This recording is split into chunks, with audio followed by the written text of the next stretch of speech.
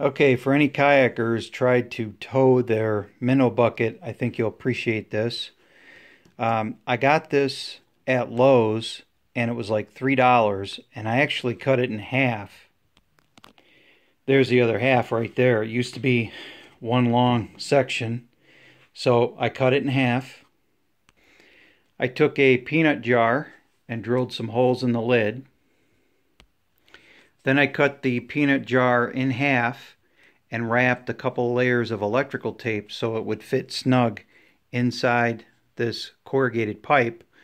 And then I just put some hot glue around it to hold it in place.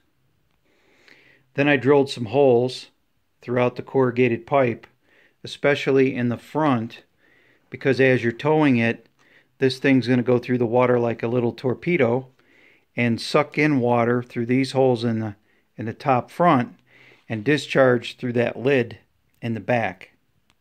Now this section right here of clear dome looking thing was out of it was a case for a camera that a friend of mine had, a 360 camera, and he was going to throw the case away, and I got to looking at it and it fit perfect right inside this pipe. So I just stuck that in and put some hot glue in it, and that is my Torpedo Minnow bucket. And I just tie it to the kayak with a couple of loop knots. Those are slip loop knots. They come undone real easy. And the grooves in the corrugated pipe hold that rope really well in there.